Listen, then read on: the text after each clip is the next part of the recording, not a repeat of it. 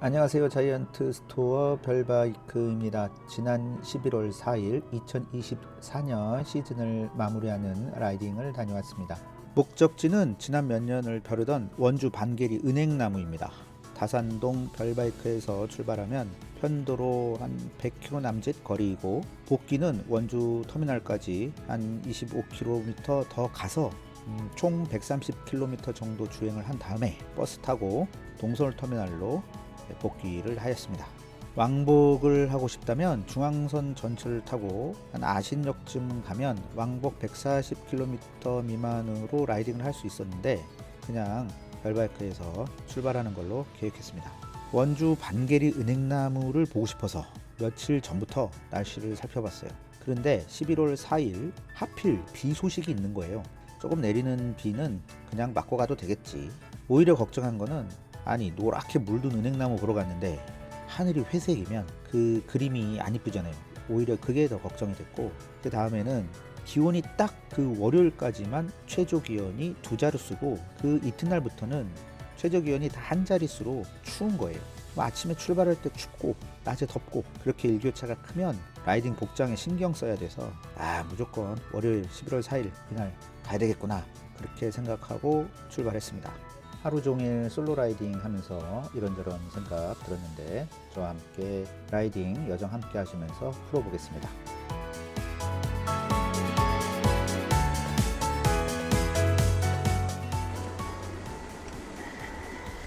아무리 여러 번을 지나다녀도 적응이 되지 않는 곳 미음나루 고개를 만납니다. 동에서 서로 갈 때에도 또 서에서 동으로 갈 때에도 가파른 어필을 해야 하고 또 다운힐을 할 때에는 길이 매우 좁고 경사가 급해서 위험한 곳이기도 합니다. 자전거를 아무리 잘 타고 많이 타던 사람들이라도 미음나루 고개에서는 항상 주의해야 하는데 경험이 적은 라이더가 빠른 속도로 라이딩을 하면서 맞은편에서 내려올 때나 아니면 어필에서 길을 쓰고 올라올 때 속도를 내지 못해서 중심을 잃고 핸들을 이리저리 틀면서 내 차로에 침범했을 때 그럴 때 매우 위험합니다. 이곳은 방어운전이 매우 중요한 곳입니다. 지형도 지형이지만 맞은편에 라이더를 항상 신경 쓰셔야 합니다.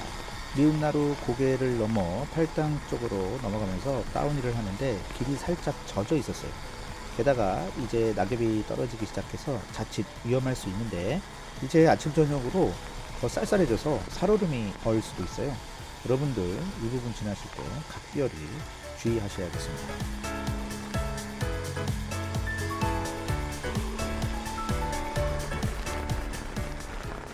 그래도 이 고개 넘고 나서 팔당 쪽으로 요 짧지만 고속으로 쭉 뺄 수 있는 요 기분 이건 너무 좋죠.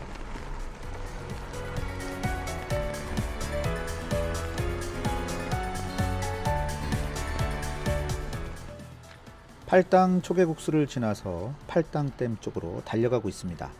한강에서 라이딩을 주로 하시는 분들, 특히 교외로 나가시는 분들은 보통 팔당 초계국수를 지나서 한 이 정도부터 진짜 힐링 라이딩을 느끼실 수 있을 텐데요. 추울까봐 걱정했던 날씨였는데 기온도 딱 적당하고 바람막이 입고 달리고 있는데 온몸에 땀이 나고 벗고 싶지만 벗으면 또 추울까봐 걱정되고 딱 그런 순간이었습니다. 경춘선 철도 복선화 이후에 쓸모없는 철로를 이렇게 멋진 자전거 도로로 만든 것은 정말 잘한 일인 것 같습니다.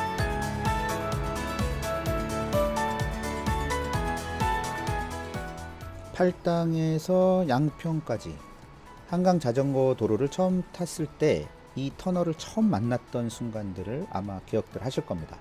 그때가 뜨거운 여름이었다면 와 천연 에어컨 바람 나오는 듯한 이 터널의 느낌, 그리고 반대로 추운 겨울이었다면 따뜻한 터널, 그리고 예전에 낭만 열차로 경춘선을 이용했던 분들이라면 직접 그 위를 자전거로 달린다는 그런 기분. 별거 아니지만 말로 형용할 수 없는 마치 어린아이가 돼서 그냥 신기하고 즐거운 그런 기분이 드는 것은 지금도 마찬가지입니다. 크리스마스 때가 되면 연인들이 교외로 드라이브 가서 들리는 여러 곳들 중에 이 핫플레이스로 또 유명한 봉주름 지금 그 앞을 지나가고 있습니다.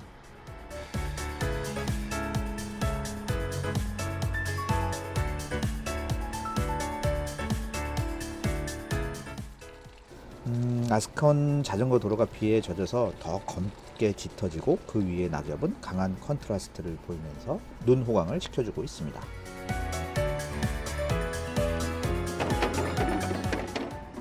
북한강을 넘는 양수철교에 올라왔습니다. 예전에는 기차가 다니던 길인데요. 상판에 나무 너를 깔아서 자전거로 밟으면 기차 소리가 나요. 덜컹덜컹. 네. 이거 의도한 건지 어떤 건지는 모르겠는데 아무튼 내가 기차가 된 기분, 신기하고 재밌죠.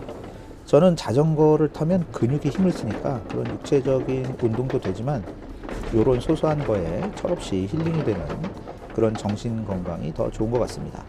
경치 좋은 거 보면서 힐링되는 건 기본이고요.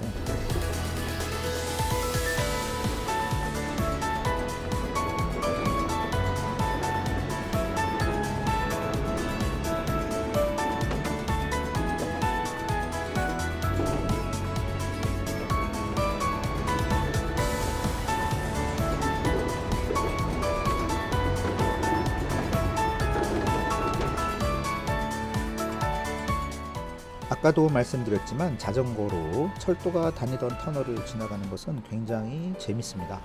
양수리를 지나 처음 만나는 용담 터널을 지나가고 있는데요. 계속 이어지는 터널을 들락날락 해보시겠습니다.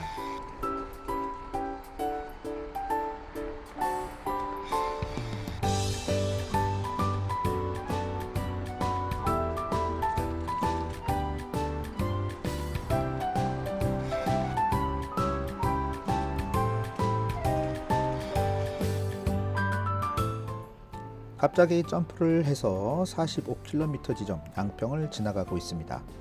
양평을 지나면서 개군산 입구까지 한 6km 정도 되는 남한강 자전거 길인데요. 걷기 운동을 하는 사람이 꽤 많았습니다. 오늘 자전거 도로에서 이렇게 걷는 사람을 많이 본 것은 남양주 덕소를 지나면서 처음인 것 같습니다.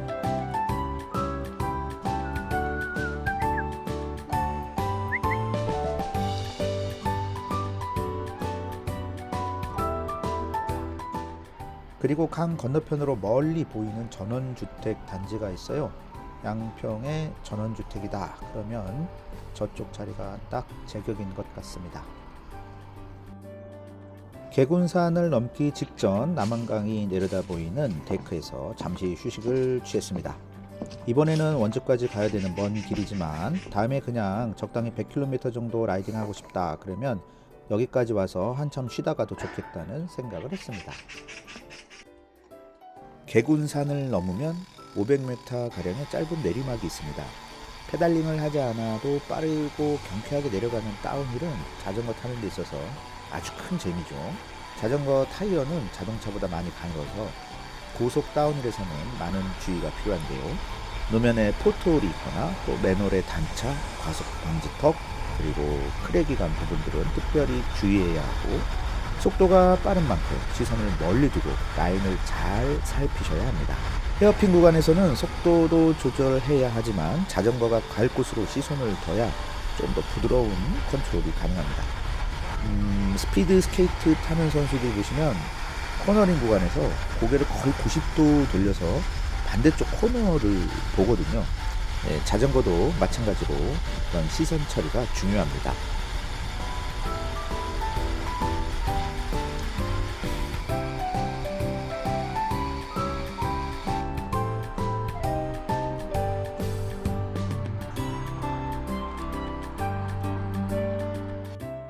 그리고 만난 것이 저 멀리 이포보입니다. 2012년도에 부산에서 인천까지 국토 종주할 때 지나온 이래로 여기를 다시 자전거로 온 것은 12년 만에 처음이네요. 여기까지 한 반 좀 넘게 왔는데 배가 고픈 거예요. 점심시간이 되었거든요. 그래서 뭐 좀 먹을 데가 없을까 하다가 보니까 근처에 이마트 편의점이 있더라고요. 자전거 도로 왼쪽 위쪽으로. 그래서 자유시간하고 보름달 그리고 알로에 주스 이렇게 먹고 잠깐 쉬고 다시 출발했습니다.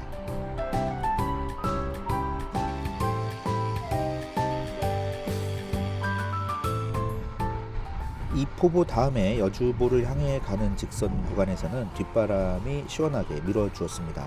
보통 이 정도 케이던스 한 90에서 100 케이던스에 200W 살짝 넘는 파워 무풍 평지라면 제 경우에는 시속 30km 정도 나옵니다. 그런데 뒷바람이 밀어주니까 시속 38 혹은 40km까지 나와서 쭉 달릴 수 있었습니다. 자전거를 타다가 만나는 뒷바람은 개인적으로는 내리막을 만나는 것만큼, 아니 어쩌면 그 이상 더 기분이 좋은 일입니다. 내리막을 만나려면 어차피 어필을 해야 되잖아요. 그래서 그건 본전이고 뒷바람은 행운입니다.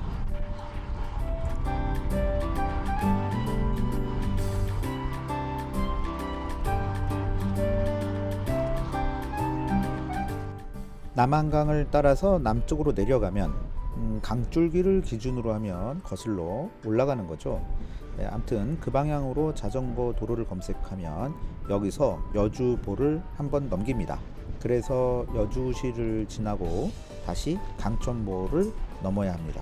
거리를 보면 동쪽 편으로 자전거 도로가 쭉 이어졌더라면 조금 더 가까울 수 있겠으나 그쪽으로는 자전거 도로가 없는 덕에 또 남한강의 보를 이렇게 넘어보게 됩니다.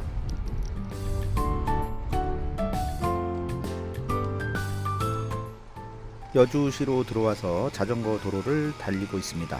여기는 낙엽이 카페트로 깔려 있습니다.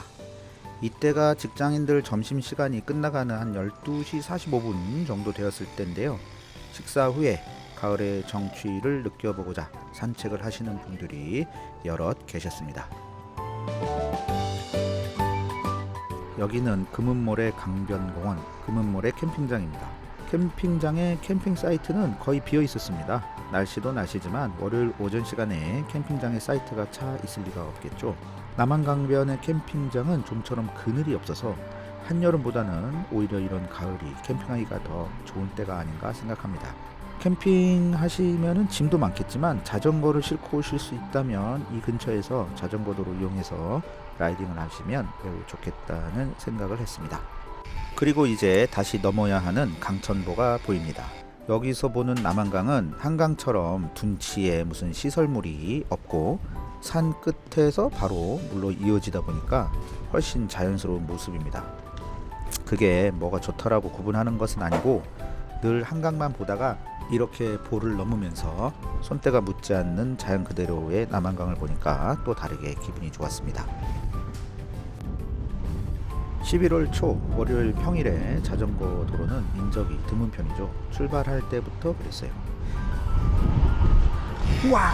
그러다 보면 자전거 도로에 가끔 뱀이 나오는데요. 84km 지점에서 나름 기다리던 뱀을 만납니다.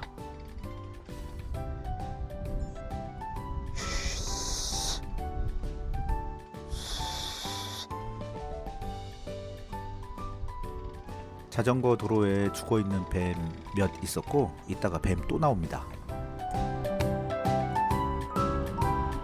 이제 강천섬 유원지를 지나 자전거 도로를 빠져나와서 원주 쪽으로 방향을 틀게 됩니다. 원주 쪽으로 가는 자전거 도로는 원주를 가로지르는 섬강 자전거 도로를 이용하게 되는데요. 섬강을 만나기까지 약간의 공도를 타게 됩니다. 그런데 저 앞에 자전거로 투어링을 하는 것처럼 보이는 짐을 잔뜩 실은 자전거가 보이는 거예요. 자이언트 에스케이프를 타는 외국인 여성분이셨어요. 역시 자이언트. 응원의 엄지척을 날리면서 와, 여성분이 혼자서 대단하시다라고 생각하면서 올라가는데 어필 끝에 일행으로 보이는 외국인 남성분이 계셨어요. 이분에게는 하이 헬로우 하고 인사하고 지나왔는데 나중에 영상 보니까 이 남성분 자전거는 전기 자전거였습니다. 그렇게 섬강까지 다운힐로 내려와서 섬강 자전거 도로로 들어갑니다. 부산으로 가는 국토 종주길도 이쪽으로 들어가야 합니다. 부산은 여기서 직진을 해서 다시 좌회전, 그렇게 남한강을 타게 되고 저는 여기서 오른쪽으로 빠져서 섬강을 타고 원주 쪽으로 가게 됩니다. 이렇게 자전거 도로가 포장된 상태로 쭉 이어지나 싶었는데 자전거 전용이라 그래서 그쪽으로 들어갔더니 비포장이에요. 야, 멋있어. 야, 여기 떨치면은 누가 주워줄 사람도 없네. 와, 나중에 복귀해서 보니까 코스 만들어주는 지도에도 여기는 비포장 구간이라고 표시가 되어 있더라고요. 제가 면밀히 보지 못해서 이쪽으로 들어오게 되었습니다. 그렇게 한 2km를 자전거 타다 끌다 해서 이동했는데요. 그렇게 드디어 포장된 도로를 만나게 되었습니다. 이제 10km도 채 안 남았는데요. 부지런히 갑니다. 신나게 달려서 100km를 넘기고 여기서 직진을 해야 하는데 공사 중 표지판과 함께 도로를 차단해 놨어요. 우회 안내 표지판이 있어서 적당히 우회를 하고 소똥 냄새도 맡아가면서 계속 달립니다. 우사에 소가 없는 줄 알았는데 알고 보니까 소들이 다 앉아 있더라고요. 아무튼 그렇게 해서 막판 스퍼트, 마지막으로 한 2.5km 정도 공도를 타고 가다 보면 드디어 반계리 마을회관을 지나 은행나무를 보러 들어가게 됩니다. 입구부터 차가 엄청 많았어요. 그런데 자전거가 달려가는 것을 보고 교통정리를 하던 이웃 주민 센스있게 바리케이트 옆길로 안내합니다.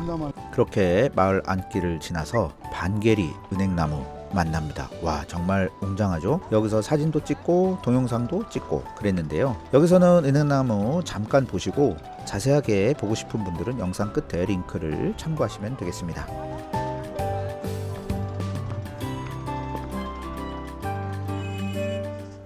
네, 이제 다시 원주 터미널로 버스 타러 갑니다. 가는 길도 일부 구간은 섬강 자전거 도로를 이용하게 되고 한 10km 정도는 공도를 타게 됩니다. 넓은 모래사장이 있는, 왜 사극 보면 말 타고 모래사장 팍 달리는 강 옆에 그런 씬을 찍기 딱 좋을 것 같은 그런 섬강 옆에 자전거 도로도 지나고 또 분위기 있는 카페도 지나고 그러다가 이번에도 또 뱀을 만나고 그렇게 원주 터미널을 향해 달립니다. 은행나무 사진 찍고 원주 터미널로 출발하는데 왼쪽 무릎 인대가 너무 따끔거리고 아픈 거예요. 그래도 25km 가야 되는데 어떡하지 하면서 꾸역꾸역 페달질로 가는데 하필 이 25km 구간에서 획고가 한 130m 정도 되는 거예요. 전체 130km에서 560m 정도 되는 획고인데 꼴랑 25km 구간에서 130m 획고를 라이딩 해야 되거든요. 그래서 좀 힘이 많이 들었지만 꾸역꾸역 원주 버스터미널까지 가고 또 가다 보니 터미널에 무사히 도착했습니다.